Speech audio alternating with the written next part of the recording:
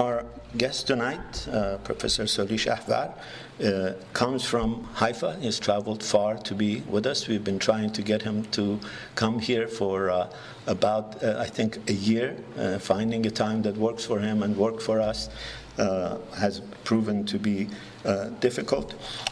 He is the head of the Center for Iran and Persian Gulf Studies at the University of Haifa. He's a professor at that university. He has written extensively on Iranian culture politics, Israeli culture politics, Iran and Israel relations. And then I think this is his dissertation on the role of the Baha'i schools in early education in Iran. One of those topics that has been little discussed before his work. His work is, in a sense, a pioneering work of scholarship. There is a film about these schools, and we had an opportunity to maybe show it, but because we had announced the program to be an English program and there was no subtitles for it, we did not end up showing it. We were going to show clips of it, but in the program, in the film, I haven't seen the film yet, but I hear that one of the sources for the film is the scholar who is here tonight. So without the film, we have the scholar that is the original source of many of these stories. So please join me in welcoming Professor Shahvar.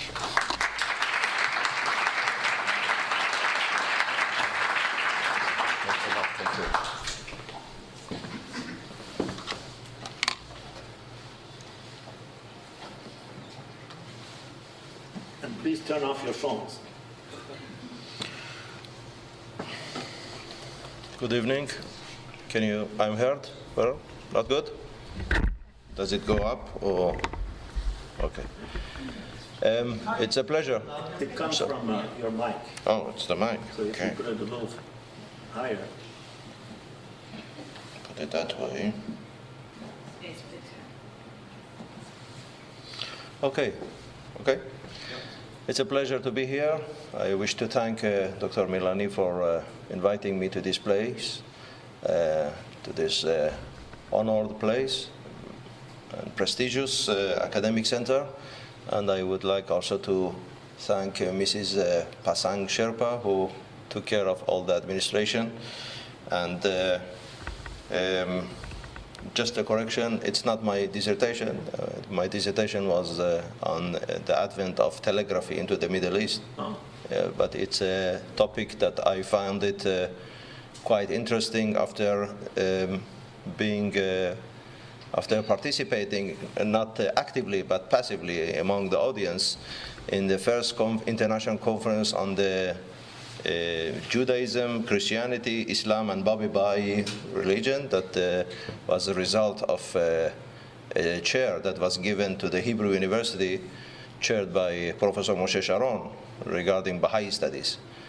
And when they announced that conference and I heard about the things, the different, was 3 days conference, and they announced that the next international conference is going to be in Landeck, Switzerland, and the theme of it would be education. So I was brainstorming with myself, I want to participate, but what I'm going to present.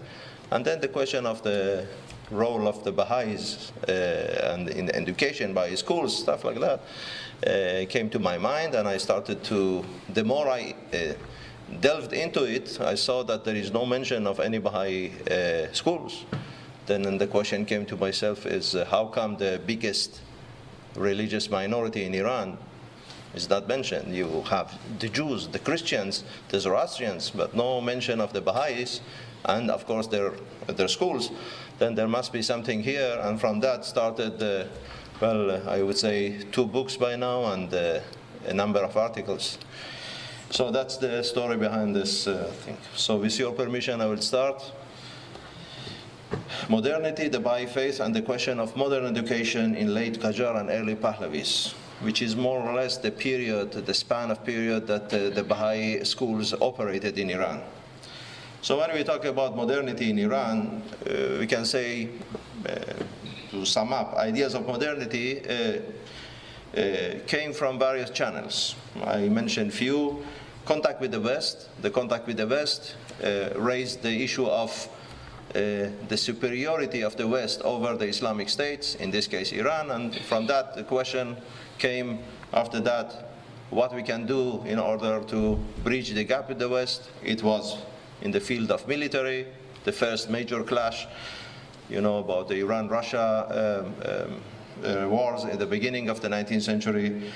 Another channel was the diplomatic contact, consular ambassadors and the staff of diplomatic embassies from Western countries on the daily basis, growing more contacts with the local people.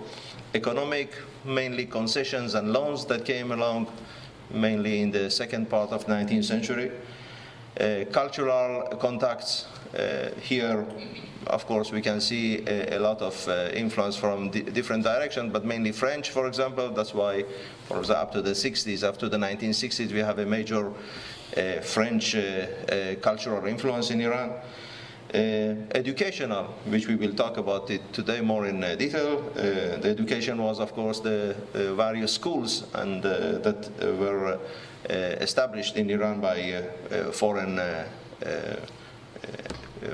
organizations and movements, and of course religious. For example, if we talk about the missionary schools, there is contact with another religion which is not your religion, if you are not a Christian, of course. For example, my father, I'm not a Baha'i, I'm a Jewish, so my father studied in Isfahan in an American Presbyterian school. So in his way, he was in contact with a Christian, and like himself, many others studied in various religious schools. And I know, for example, Iranians that studied, non-Jewish Iranians that studied in the Alliance Israélite Universelle, the French Jewish movement. So the contacts were multi-dimensional, multilateral. Ideas of modernity also came from inside Iran. We know about reform-minded state officials, such as Abbas Mirza, the governor of Azerbaijan, who died in 1833, Mirza Abul Qasim Qaim Maqam, his premier, and other premier like Amir Kabir, Moshir al-Dawleh, Amin al-Dawleh, etc. There were also returning Iranians from Western countries. Iranians that went to the West either to do business or to study and came back. They came with their own load of not only vocabulary, new vocabulary, but also impressions, cultural effects. And I give here a number of examples like Mirza Saleh Shirazi, Mirza Mustafa Afshar, and many others. Also Iranian intellectuals, some of whom were influenced by Western ideas, whether by going to the West or reading about the West. And here also the number are quite a lot, such as Abu Talib Isfahani, Mirza Malcolm Khan Nazim al-Dawleh, Abdul Rahim Talibov Tabrizi, Mirza Yusuf Khan Mustashar al-Dawleh, Mirza Fathali Azunzadeh, and there are a lot of others. Influence of Western ideas came also through the written word, whether it is the press, whether it is books that were either written by locals or translated. And also communication technology played a major factor here in bringing ideas from the West. I mentioned steam engine mainly because through the steam engine the news came faster, and more so with the electric telegraph. So these also had their own influence. The influence of other Muslim countries. We see that Iran is secluded in a way in the east, in the eastern part of the Middle East. Divided from Europe by the vast territories of Ottoman Empire, which was hostile mostly to Iran. So ideas came usually much later to Iran. But in a way, Iran being a Shiite country, at least some thinkers or some statesmen in Iran actually thought that if the Ottomans can modernize, the Sunni Ottomans, then we can do it also. So this was kind of brought it from a higher level of this is far from us to something more tangible that we can do it as well. And of course, the Babi and Baha'i, the Babi movement and the Baha'i faith, which had, in my view, a vast influence in Iran since the middle of the 19th century, but unfortunately has been disregarded entirely.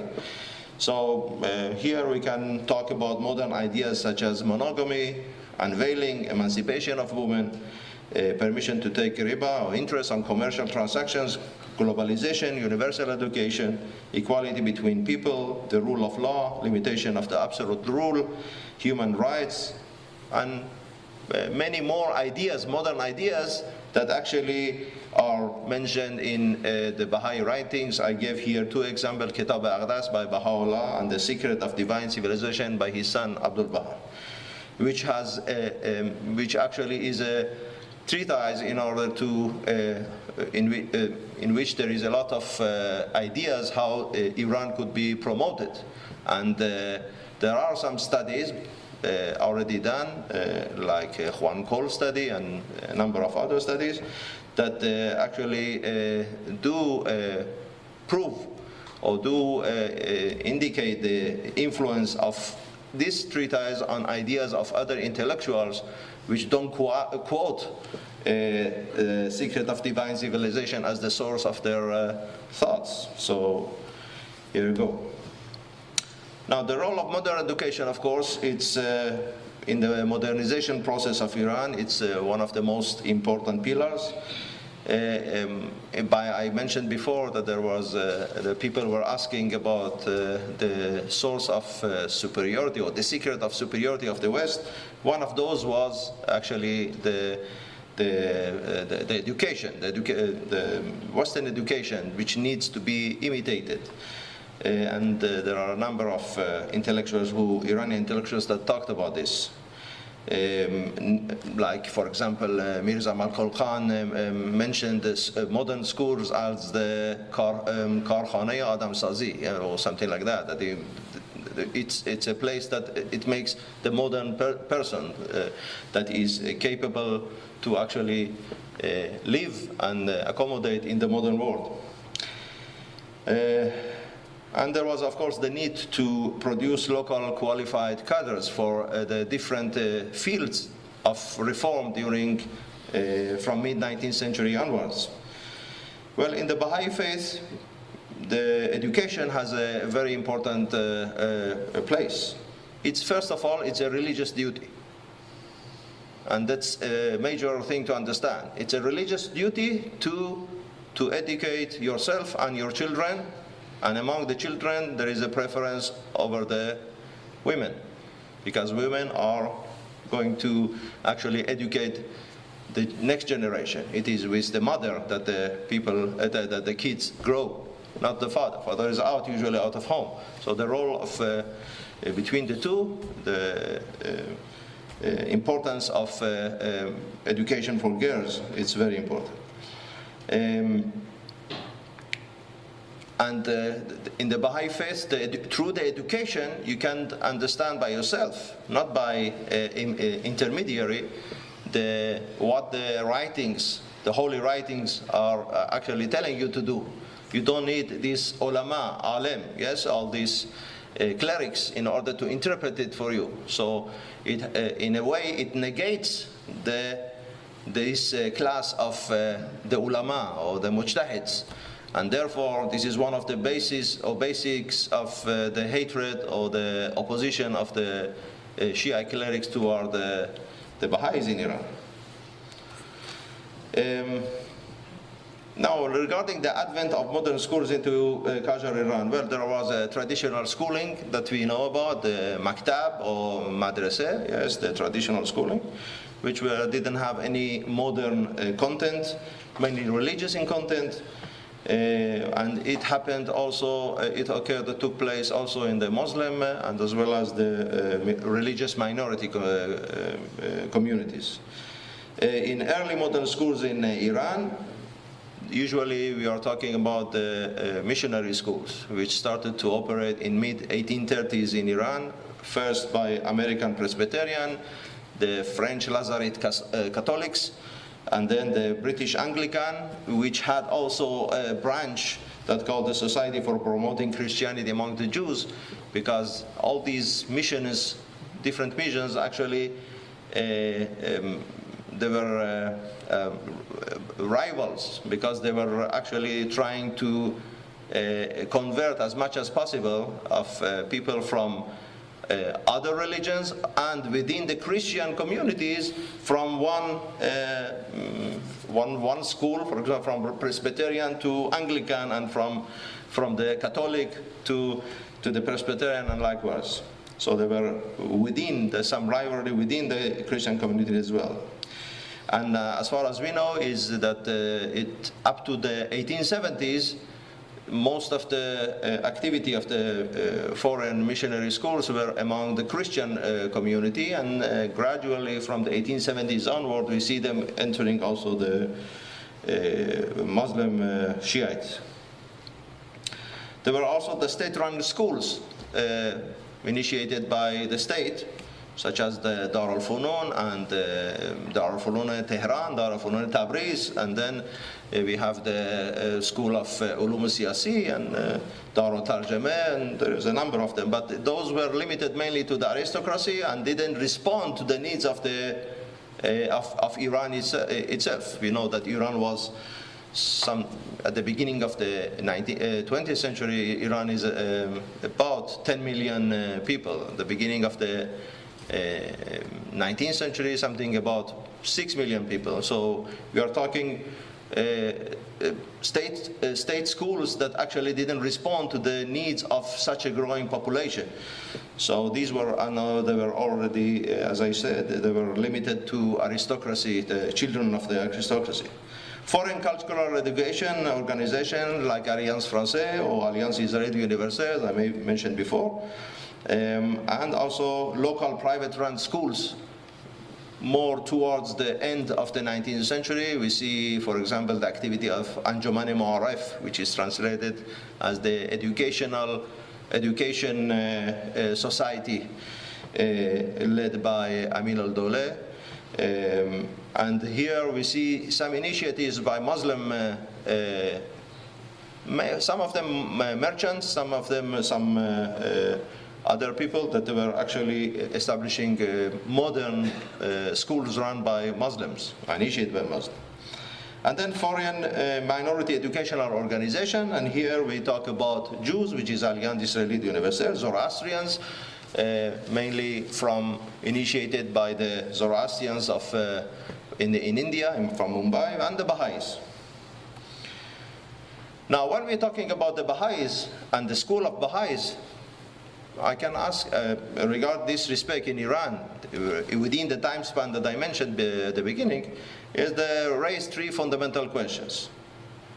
Why the first Baha'i school was established in 1899 in Tehran. So the question raises is why Muzaffaruddin Shah, who ruled Iran at that time, or was the king at that time, not so much ruled over the whole country, why did he and the later Qajari monarchs establish or permitted the establishment of Baha'i schools? Because after all, as we know, the Baha'is were persecuted horrifiedly since the beginning of the Babi movement, or a few years after the beginning of the Babi movement, definitely from 1848 and onwards, by the state and the ulama. So how come the state is giving those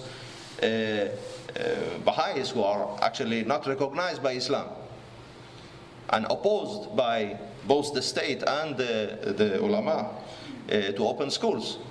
It's a striking issue. And then on the end of this operation of this school, we can ask, why did Reza Shah Pahlavi, who had much in common with some Baha'i ideas, close those schools? As we know, Reza Shah was a nationally secular statesman, opposed to the clerics, the Shia clerics,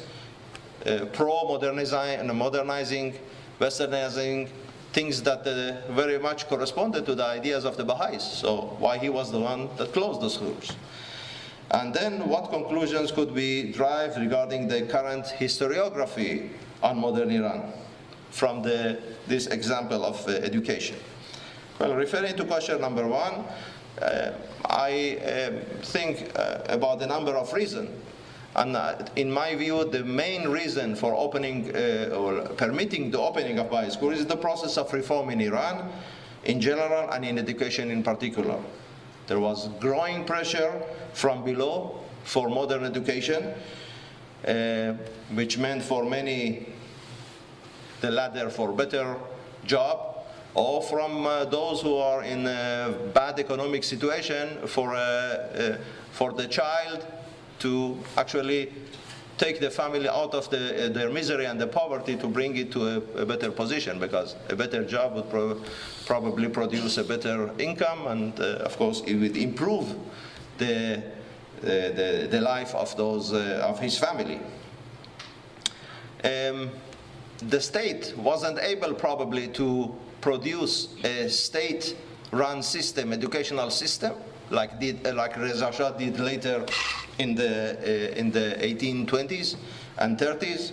So in this way, probably the Qajar Shahs permitted all, or whoever was could actually pay for establishing schools to establish schools. That's why, for example, we have, as I mentioned before, a number of Muslim initiatives for opening schools, and the permission for example, the Jews to operate this Alliance Israélite Universitaire in 1898, a year before the Baha'is, could be an indication of kind of liberation or liberalizing attitude towards the opening of schools or modern schools by minorities as well. Support from reform-minded figures. Probably there were a lot of people who are, as we said before, intellectuals and others, politicians, statesmen, high officials that were supporting reforms in general and the establishment of modern schools in particular. Then, of course, they were for such an initiative. Again, among those officials, there were a lot of people who were either Baha'is, proclaimed Baha'is, disguised Muslims, but Baha'is, and also Muslims that were that liked the ideas of the Baha'is. There were in the different documents, for example, from the Brown archives and from, E.G. Brown, Edward Granville Brown, or from the Russian archives, the Russian officer Alexander Tumansky, who came in the 1890s to Iran and made an investigation of the Baha'is in Iran and also of Ashgabat on the other side of the border. He found out, for example, that there are governors, tribal leaders, 2 Bakhtiari tribal leaders he mentions. There is also an Arab tribal leader, and many high officials that are Baha'is. And actually, there is a lot of discussion regarding the number of Baha'is in Iran. So the range goes from something 100,000 in this period, end of 19th century, to Tumansky even mentioned maybe 1 million, 1/10 of the population. So there is a lot of obscurity here between that's what explains the range, but it means that they had a major influence in the community. Baha'i connections with Western countries who had much influence in Iran, Britain, Russia, France, and also the United States. With all of them, the Baha'i community and leadership maintained good relations. They were courted, for example, from the beginning, the Bab and later Baha'u'llah and Abdul Baha by Russians, and there were contact with the British. Also, to some extent, also France and also United States. The United States was from the 1903 and onwards, from the beginning of 20th century. But all those powers, European powers or Western powers, had definitely could have played some role in promoting this establishment of schools. Actually, in Tumansky that I mentioned earlier, he actually mentions that in the policy-making, imperial policy-making group of the Russian Empire, of the Tsarist Russian Empire. There were those like Baron Rosen, who was the leading scholar of Baha'i studies in Russia.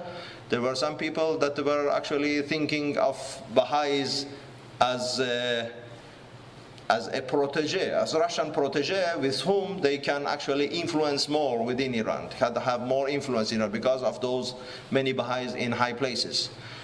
So as a tool for improving their position versus Britain and versus other powers in Iran.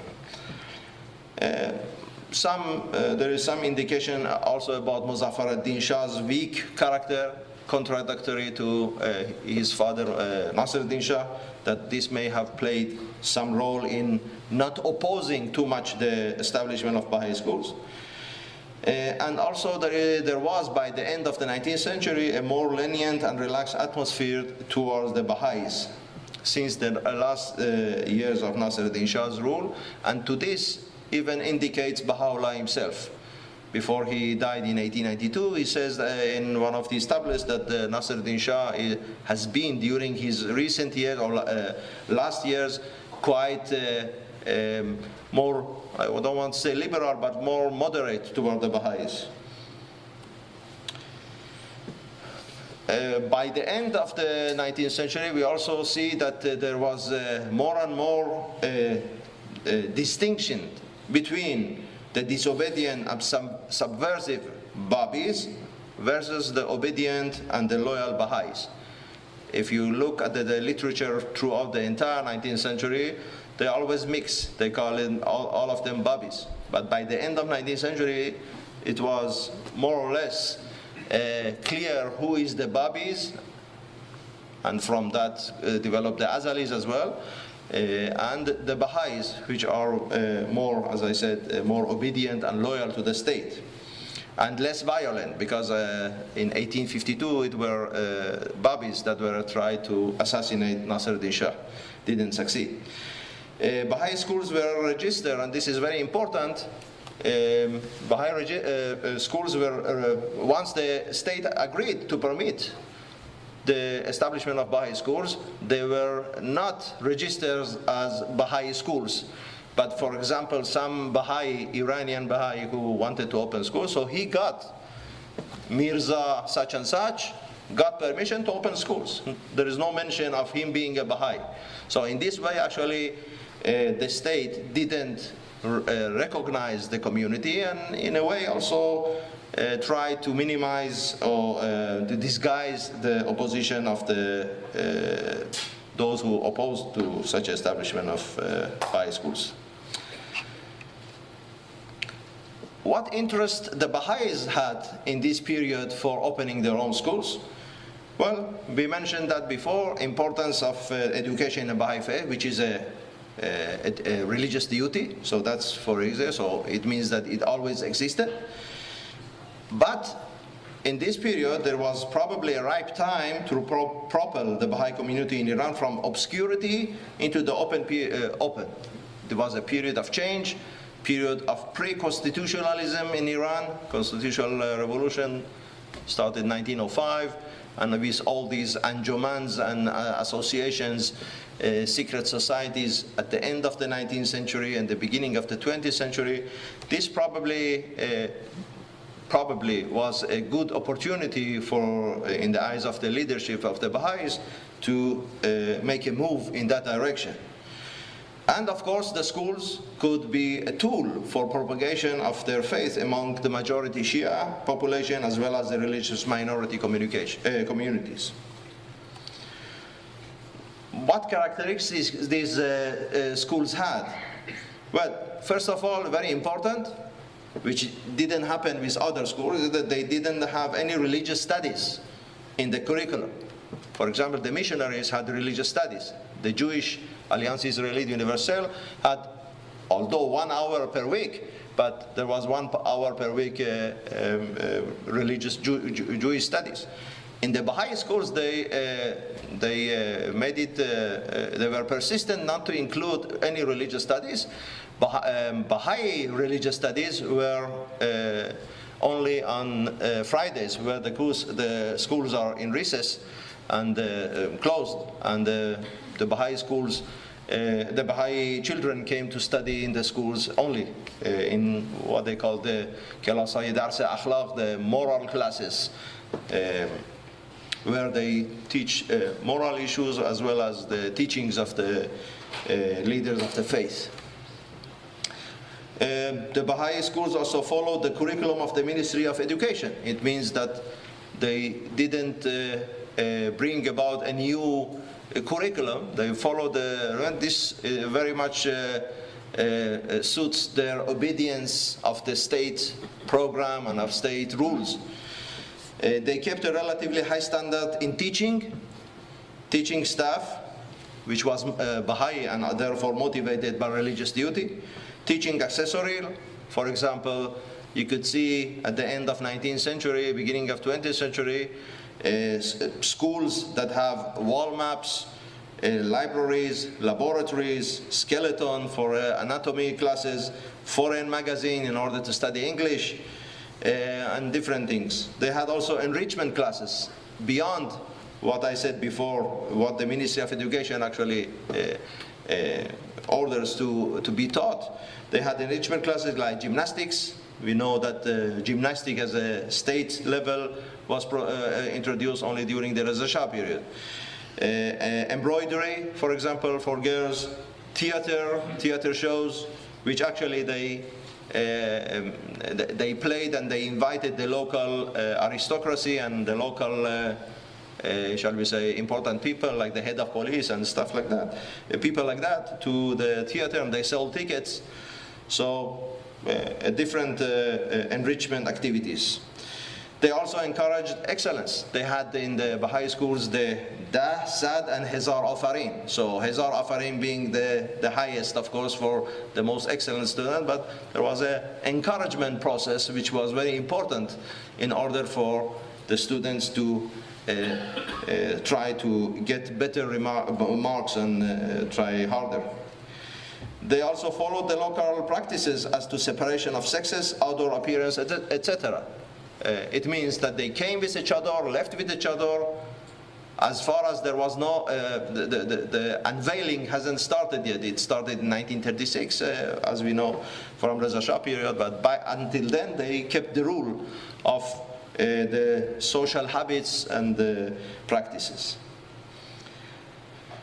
And they were staffed, which is very important, staffed almost entirely by Iranians. The Alliance Israelite, there were many Jewish, but from France. The missionaries were, of course, either from France, from United States, from United Kingdom, and elsewhere. So they were foreigners for the children, but the Baha'is were Iranians, whether born as Baha'is or they converted to the Baha'is, to the Baha'i faith. But they were Iranians speaking the language, looking the same as the people, so there was no immediate distinction. Now we go number two, the question number two, why Reza Shah Pahlavi closed the Baha'i schools? In spite of the Baha'i support to some core ideas of the Shah, such as modernization, emancipation of women, obedience to the state, anti-clericalism, and etc. I would start with what is written as the official reason for the closure of the Baha'i schools in December 1934. The official reason was the Baha'is are not a recognized religion in Iran. In other words, they are like other Iranians, except for those Zoroastrian Jews and Christians who are recognized religions. Therefore, they should not close their schools in their holidays, which doesn't correlate to the holidays of the state. So having closed once in 1933, and the state warned them, and once they again closed on 1934 the school, the Reza Shah ordered the closure of the, not all the schools, but all the Baha'i schools that were closed on that day. I'm mentioning this in order to say that, to reiterate this position, this point, that in my view, Reza Shah was an anti-Baha'i. He hated those who disobeyed his rules. So therefore he closed all those Baha'i schools that were closed on that day, and not all the Baha'i schools were closed on that day. Some of them remained open, and the reason is because the head of the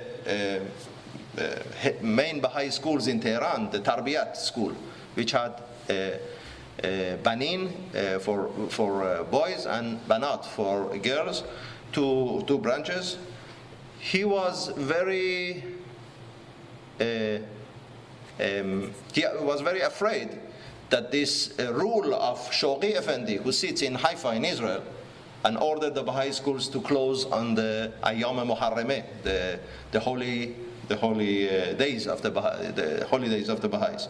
And he said, listen, we had already one warning. If we are going to close, there might be closure. And then Shoghi Effendi's response was actually, no, go ahead and close the thing. So the telegram that the Shoghi Effendi sent to head of the Baha'i school in Tehran didn't reach in time for many other schools. So those who remained open actually were forgiven, but the next year they were closed because of they followed the rule. So other possible reasons for closing the Baha'i schools by Reza Shah. I mentioned the first one, that they disregarded the previous warning. The election of the first National Spiritual Assembly on the 26th of April 1934. If you go try to get into the state of mind of somebody like Reza Shah, and it is 1934. It is the year that the resumption of communist activity in Iran, because Arani and all these fellows ran from Germany because of Hitler, came to Iran and started to reactivate the communist activity in Iran. And of course, communist activity in Iran didn't start in 1934, but it was before. So he knew, he was aware of such organizations that have establishments, that are creating, for example, institutions of their own. And he was wary of those organizations. And for him, probably, to establish a national spiritual assembly nationwide, yes, that meant that, be careful from these guys who might be trying to do something. Anti-Baha'i elements in the Baha'i state, in the Pahlavi state, most notably Baha'i literature very much indicate to Muhammad Ali Furughi, who was prime minister at the time, who actually is quoted to have said that the Baha'i schools were a weapon to convert non-Baha'is to the Baha'i faith. Therefore, their schools need to shut down. Growing suspicion of Reza Shah, yes, I related to it a little bit earlier. Baha'i universalism versus Pahlavi nationalism. In other words, the Baha'is are adhering to somebody who is out of Iran, and by this, they are actually disregarding the head of state in Iran, which is Reza Shah. For him, of course, it was something that he could not agree to. And Baha'i religious versus Reza Shah's secular application of education. I think this was a minor factor, but still needs to be mentioned. Baha'i contacts and good relations with foreign elements, especially the British, who actually gave Abdul Baha in 1920 the knighthood for all his efforts in Palestine, actually, which was, if we know the sensitivity of Iranians and Iranian leaders to British designs. So this was also probably the close relations of Baha'is with the British may have played a minor role as well. The size of Baha'i community, here he has, usually, for example, the Jews were in ghettos, the Christians were in their own neighborhood, but here we have a religious minority that its geographical spread is all over, and it is institutionalized on the local level, on the national level, so it could be something that the Reza Shah might have noticed, a person as the Reza Shah was. The large attendance of Muslim students at Baha'i schools. We have some Baha'i schools that even the number of Muslim students is either equal and even a little bit more than the Baha'is. So this might have also alarmed the Shah. What would happen if you take a number of these things together? For example, Foroughi is telling him also, be aware, the schools are used, they intended to convert the non-Baha'is, and here he sees a widespread. So these things might have played some role in closing the Baha'i schools as a preemptive act. Sacrificed in domestic power game. The Baha'is also were usually the one community within Iran that were usually sacrificed in the power rivalry between the state and the Shia clerics. So it could have been that before Reza Shah wanted to introduce some more radical reforms, such as the unveiling of women, he wanted to give the clerics something in order to shut them up. Could be. So this was also a factor that may have been playing in this the decision to close the Baha'i schools. Actually, to this issue refers also Hushang Shahabi in his article in the very good volume, a collection of articles on the Baha'is and their socio-historical studies on the Baha'is, edited by the very same Burukshah that you mentioned and Sina Fazil. Imitating the Turkish model. We know also that Reza Shah was very kind of following the matters that happened in Turkey under Mustafa Kemal Atatürk, and much of the reforms done in Turkey, he imitated them and implemented them in Iran. And there are actually a certain column in the Iranian newspaper that they were saying what is happening in Turkey on these issues. So the Turks, Atatürk actually closed those schools also in Turkey, so this might have also some influence on Reza Shah's decision to close the schools. Now here I show you a number of photos from of Baha'i schools. For example, this is the Ta'id Boys School in Hamadan in 1908. There are a number of those photos. Here the graduation intermediate students at the Ta'id Boys Schools. No date, but late Qajar. By the way, all the photos are the courtesy of the Baha'i War Center. The Ta'id Boys Schools in Hamadan, late Qajar period. Madraseye Mubarakeh Ta'id. If you look at this and you see it cut a little bit, but Ta'id Boys School again in 1925. The very same people. Oh, sorry. And here there is a full photo with the title there. Again, Ta'id Boys School.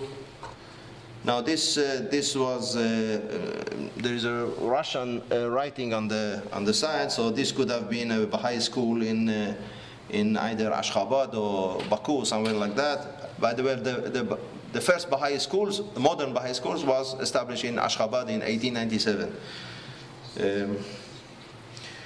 This is the management committee of the Tehran Tarbiyat School, 1932. This is a group of pupils at the Tehran Tarbiyat Girls School, and the center with the dark dress is Princess Ashraf Pahlavi, who actually her brother studied in elementary school in the Tarbiyat. Here we see the involvement of American Baha'is into the schools in Iran, the Baha'i schools in Iran. In the middle with the impressive hat, Dr. Suzanne Moody, which actually, when she died, the Iranian newspapers also mentioned her death. She was quite a figure. Here, students at the Dars Akhlaq for girls. These moral classes in Tehran. This is after the closure of the schools in 1939, but the Dars Akhlaq, the moral classes kept. It wasn't the regular school. English class, Tarbiyat Boys School. Also the writing is in English there on the blackboard. A group of Baha'i women and children attending the Women's Emancipation Celebration in the Save branch of the Ministry of Education, 1930s, mid-1930s, probably after the unveiling rule. Here we see the picture of Reza Shah on top, a Baha'i girls' school. Ceremony for granting certificates of excellence to students. This is Wahdat-e-Bashar Boys School in Kashan, 1930. The Pahlavi hat is seen, of course, very visibly by the people wearing it. Student and staff at the Wahdat-e-Bashar Boys School in Kashan in 1909. And student and teachers, second grade classes from Tarbiyat Boys School, Tehran, probably late Qajar. This is what I referred to earlier, the gymnastics classes. Ceremony at the Tarbiyat Boys School in Tehran, which actually was adjacent to the Royal Palace. And in a short conversation that I had with Professor Amin Banani, who passed away regrettably, he told me that in his view, one of the reasons was that actually Reza Shah wanted this territory of the school, so he ordered the school to be closed. So it's not a new thing with Reza Shah, taking the pieces of land, but I don't know. The Tawakkol Girls' School in Qazvin, of course, with the sign of Ya Baha wal Abha that we can see, 1928. And again, the sign is up there, the Tawakkol Boys' School in Qazvin, Tarbiyat Boys' Schools. And I don't want to go into this, but a lot of famous people are here among the children. For example, I don't remember which, but in my book is written, one of those is Manucher Farman Farmayan, one of Farman Farmayan family, which actually, according to Mujan Momen, the father was a Qajar prince. He was a Baha'i. He converted to Baha'i. I read, for example, the book of his daughter, Satare Farman Farman, and she is very positive toward the Baha'i faith in her book. Student at the sport class in the Baha'i Tarbiyat Boys School. 6th grade Tarbiyat Boys School in Tehran. The same.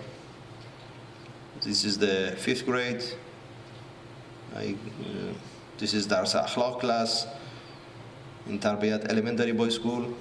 This is actually the letter sent by Ali Asghar Hikmat, was the acting Minister of Education at the time, to manager head of the Tarbiyat Boys School, ordering to close the Baha'i Tarbiyat Boys School. These are the certificates given to students. For example, sample of grade sheet, Karname, students Tehran Tarbiyat High School, 1917.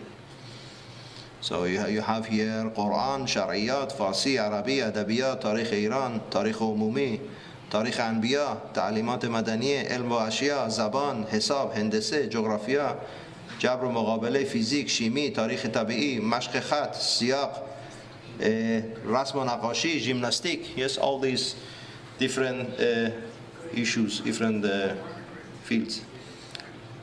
This is on the other side in English, so it was very important to have the bilingual.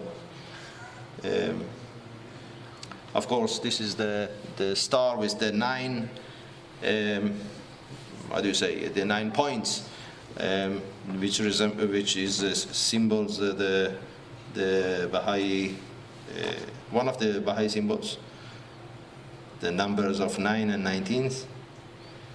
Here, Saadat Milli Boys School in Najafabad, 1934. Saadat Milli Girls School in Najafabad. The same school in 1934 with the sign Yabaha wal Abha there. And we get to question number 3. If you remember, it was what conclusion could be derived regarding the activity of the Baha'i schools in Iran and the current historiography on modern Iran in general and in the field of modern education in particular. Well, first of all, the Baha'i schools formed the first laboratory in modern Iran for intercommunal contact, where Muslims sat and studied under the same roof and on quite equal terms alongside Jewish, Zoroastrian, and Baha'i children. The Baha'i schools provided education facilities not only in major urban cities, but also in remote places, wherever there was a Baha'i community, of course, where there was no state-run or any other schools. So in other words, in the circumstances that there is no state-run schools by the Qajars, later there was in the Pahlavi period, but even in the Pahlavi period there wasn't a school everywhere. So in certain places there was only a Baha'i school in that locality. So that's a very important thing. Baha'i schools were attended by children from all socio-economic classes of the local society, from the aristocracy as well as the lower classes, with those in Tehran attended by the children of leading figures from the elite and even the royal family. In the book that I written about the schools, the Forgotten Schools, I titled it Forgotten Schools because they are not mentioned in any study on education in Iran. Although there have been tens and dozens of them. I have a list of a number of Iranians that actually, leading Iranians from leading families that actually studied there, starting with Mohammad Reza Shah and his sister and many other people. And the role of the Baha'is in the field of modern education in Iran stresses the shortcomings of the current historiography in that field, in the field of education, but not only. Likewise, the important role of the Baha'is in other major fields such as governance, practice of democracy, status of women, economy, human rights, health, modernization, etc. A sample of those fields you can see in the book that I mentioned earlier, edited by Brookshaw and Fazel, Historical Studies on the Baha'i issue, the field of women and the field of hygiene and medicine and those stress the shortcomings of current historiography in those fields. And I would say that it is to me a strange thing that you have sources in Persian by the Baha'is, and there is almost, I would say, 98%, if I don't know what Professor Milani thinks, but the vast majority of studies on Iran don't use those sources. And not using those sources when we know that they played a major role in those fields, it means that there is a problem with the historiography of modern Iran. Thank you.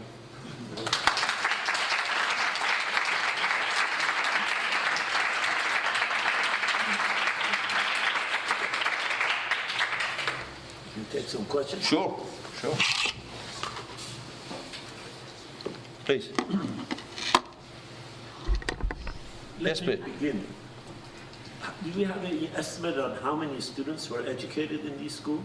Yes, if you have it, if you have the book, I do. I sent you the Persian one. Yeah. So you have you have 3 if I remember, 3 or 4 appendices. The first appendix, it has all the names of the schools that I traced with the number where there was these data. So there is a huge data there that could be used for another studies. I just did my first shot in this, and there is room for, I think, many more studies in this field. Of course, there is the problem of access to Baha'i sources. What the Baha'i World Center has been done in the, I think, 10 years, something like that. They are loading online, making online a lot of Baha'i sources, but to this point is mainly the holy writings. It's not the sources that, for example, I've seen. This means that you have to get permission to go into the major Baha'i libraries. So it means in Haifa, which is the major one, and it took me a very snail process until I was given the permission to work on those. But there is now a new library that has been opening near Cambridge in the United Kingdom. That was closed for 25 years. They finally found a home for it, and it's open now, but it's not cataloged. So it's a process that it will take probably a number of more decades that it will be more accessible. And I don't know to tell you specific library, non-Baha'i library that has. I think in Leiden they have a good collection, and in Harvard there is also, but it's not the same like so that by itself prevents major studies in this field. Yes, please, you want? Yeah. Thank you very much, first of all, for your very informative presentation. As you mentioned, the school started at the time of the Muzaffar ibn Shah. Yes. You also mentioned that maybe he had a weak character, maybe not as strong. What was the position of the clerics at the time? He being a weak kind of a Shah, and were they in a strong position, and why didn't they oppose, or did they oppose strongly to this, and at the end still they lost, the school started? Yes, there was a major opposition of the clerics, and this is on the national level. But as I said, there were a lot of either Baha'i or pro-Baha'i or pro-reform officials in different places. So your question has to be referred locally. In certain localities, the clerics were more strong, more influenced. They had some influence on the governor, and they closed them, for example, for a short while. And then the Baha'is sent a cable or a telegram to the Tehran, and the Tehran authorities that were there, more pro-Baha'i or Baha'i officials, they pressed the Shah, and the cable came back open. So there was one chapter in my book is the opposition to the Baha'i schools. So there is a lot of cases like I mentioned, but on the local basis. It's not on of course, on the national basis, all the clerics were against it, because first of all, it's a post-Muhammadan or post-Islamic religion. So if you say Muhammad is the Khatam al-Anbiya, the last of the prophets, you cannot afford to be another revelation. So by itself, but specifically the fact that through the education, the Baha'is are actually saying that a believer can actually understand the writings by himself and act upon them. He doesn't need these mediators of called clerics or mujtahids. This by itself make them immediate danger to their position in the society. So therefore it's it's a battle for life for the clerics. Yes? So what happened after the schools were closed? Were there enough other schools that absorbed students, especially for girls in smaller towns? Yes, we are talking about, of course, the Pahlavi period. So the Baha'is, some Baha'is were kind of didn't know what to do after. So some children lost 1 year of schooling, but most of them actually entered the local, the state system education schools, which weren't close to them, unlike today, for example, which the university level is close to them. So there wasn't a problem for them entering the regular schools. Yes? Yes, you mentioned this Russian source, Alexander Tumansky. Alexander Grigorievich Tumansky. Yes. Could you mention again what was his position or role, and also the sources, the references in connection with the high officials and the connected to the Baha'i faith that he mentions? Are those available in English, do you know, or only Russian? Well, my second book on this, we have made a 2-volume book on the Russian sources on Baha'i studies, which are all translated and annotated with introduction. It's called The Baha'is of Iran, Transcaspia, and the Caucasus. So you have it in English, you have all the material. So I mean, I don't know. I mean, it's available. It's by I.B. Tauris in 2011 was published. So yes, please. He said that after that the Baha'is were not allowed to have any formal education, but at one point they. No, I didn't say that. That they didn't have. They were opposed. No. So between. No. The Baha'is, the schools were closed, but they were permitted to enter the regular schools. Right. So, by the way, after the Baha'i schools, also other religious minority schools were closed, the missionaries, and they were nationalized in a way. So how did it transition from the Baha'i schools being closed and Baha'is being allowed in other schools to the current situation in Iran of Baha'is not being allowed to attend higher education? Where was it's clear to me, because the clerics took over the power, and of course, as I said, they were the biggest rivals, or the biggest threat to the clerics. There was the Baha'is, and they are fighting them very viciously. So it didn't immediately start with the 1972 with the revolution and establishment of Islamic Republic, but later, of course, they prevented them the entry. Then there was the development of BIHE, the Baha'i, the BHIE, excuse me, the Baha'i Higher Education Institute of Higher Education, so BIHE, and after that this was closed as well. So whatever in order to either prevent the Baha'is to prosper, so throw them to jail, make them flee the country. And there is, of course, a lot of sacrifices made by the Baha'is, because after all, Iran is a sacred country for them, because the religion started for them, and the Persian language is also very important because of that. Yes, please. So this is a personal question for you. You seem to have done a lot of research in this area. You explained why you developed this interest on this topic, because you wanted to present Atlantic, and then your interest has continued, and you're continuing to work in this space. I'm curious to know what propels you in this direction, and what Understand. are personally of interest to you. And the second part of that is really, what gap do you feel that your work is actually addressing to fill? Okay. First of all, as a scholar, I mean, all scholars are always looking for something new. I mean, if you go and do research on something that has been extensively researched, so your net contribution is nothing. I mean, so somebody who's after doing a degree, a PhD very quickly, so he goes and does some tricks. That's why you're not talking about that. So you always want, and to me, it was like a black hole.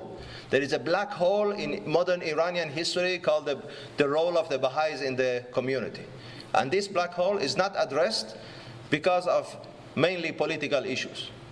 So in other words, there are a lot of, I would say, scholars in Iran who want, and in other circumstances I would have probably wanted to do research, but they know if they do research on the Baha'is, then they would be prevented, not given a visa to go in Iran, not to mention cooperation with Iranian scientists and scholars, not to mention access to sources in Iran. So it keeps, this situation, it keeps continuing. So somebody like me, who is Israeli, then there is no problem of going to Iran, because it's a one-way street. I don't want to.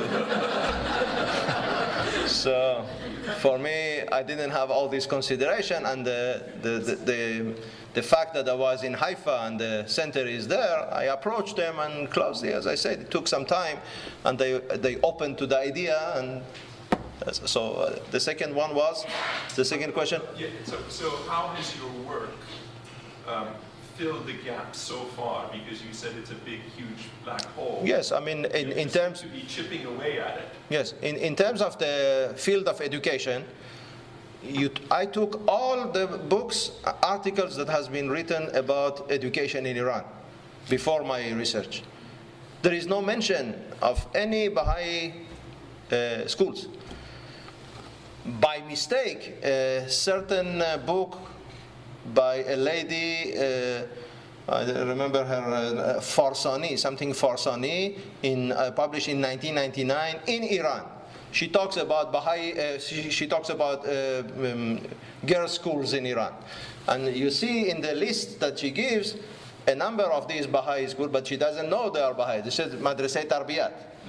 You understand? So, and in other, so here we have few mention of some schools by name, without mentioning these are Baha'is, therefore not addressing all this influence.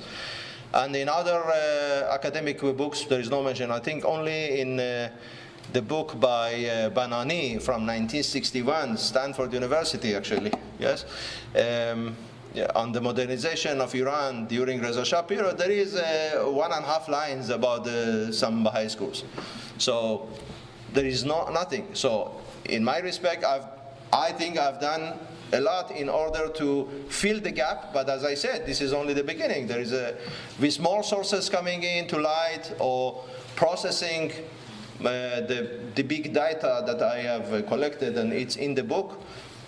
Other books could be, books or article could be written. Yes.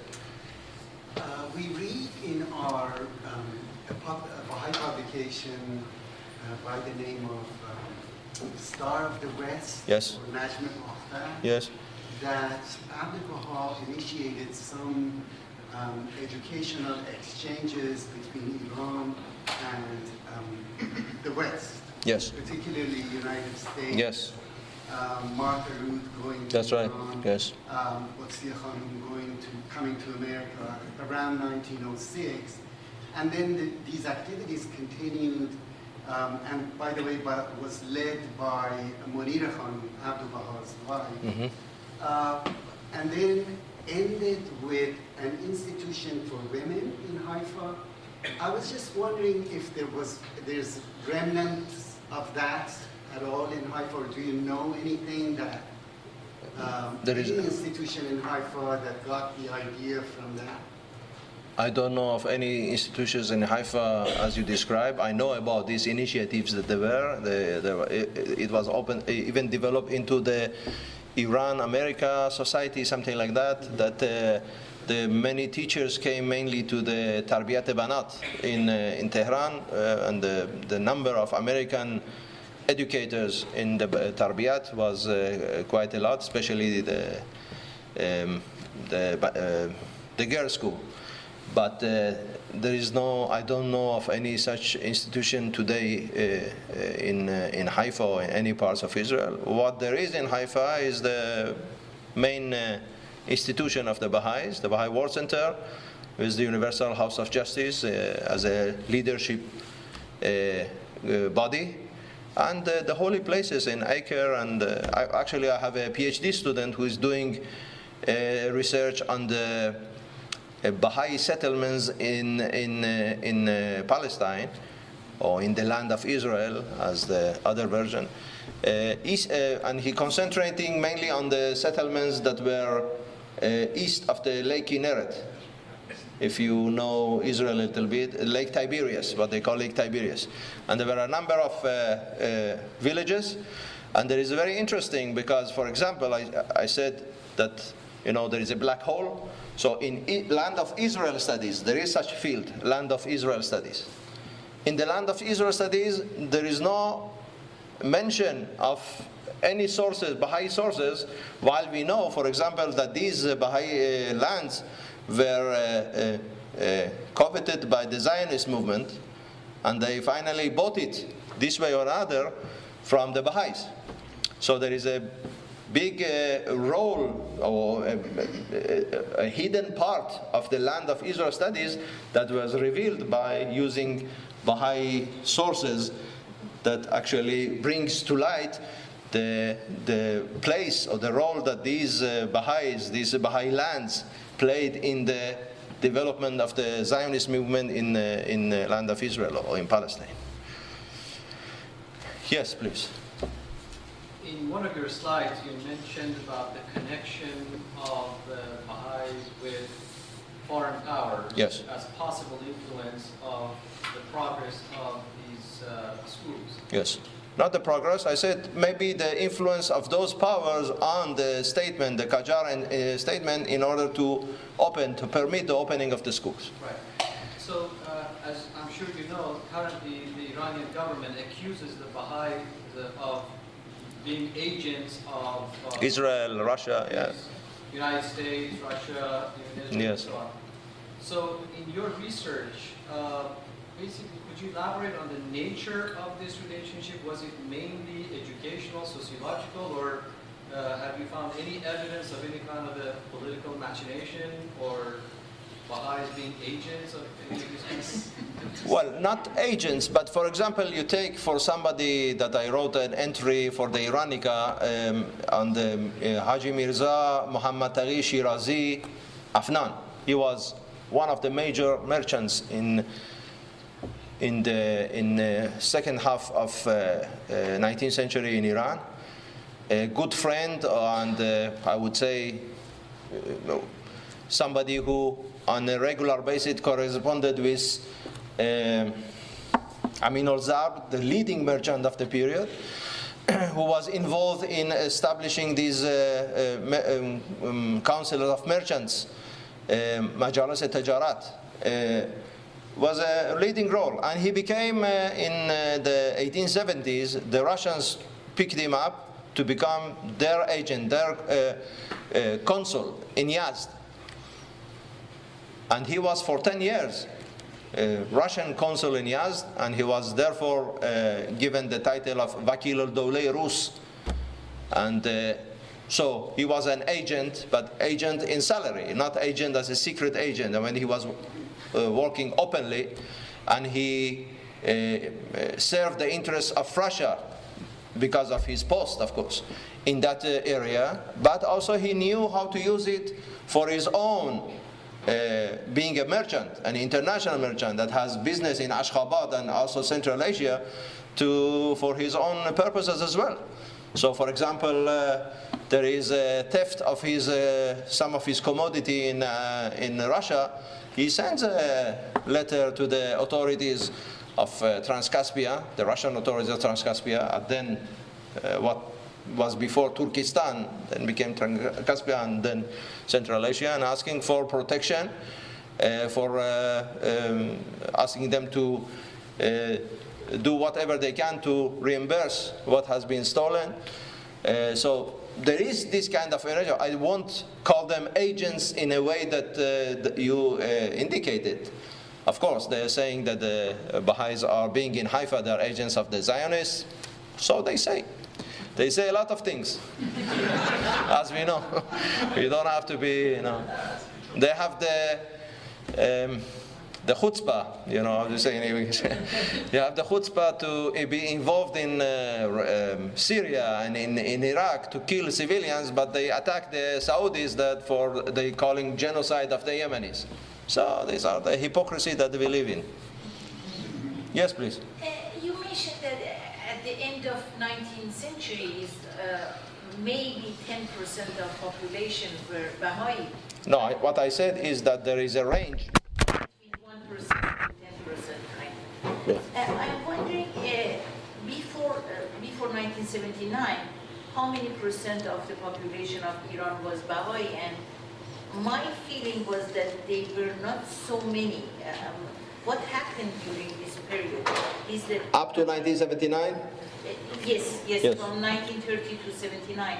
What happened with the Baha'i population? Well, this is kind of an enigma also, because if you look during the Pahlavi period, I think Professor Milali will agree, when you look at the number of Baha'is for decades is 300,000. That's what you hear all the time. So I say, I don't think that every Baha'i family has 2 kids, and when the father and parents die, and so they replace each other. So, so in my view, there is, you have to take it as part of the growth of the population. So if the population grows, then I assume that the number of Baha'is also have grown. To some extent, I think that the Baha'i World Center probably doesn't have the interest to publish the exact figure, if they know the exact figure. I don't know, but I think they need to keep it in order not to make it like a bigger danger for the regime. So, but in my own feeling as a follower of the issues, I think we are talking about much more.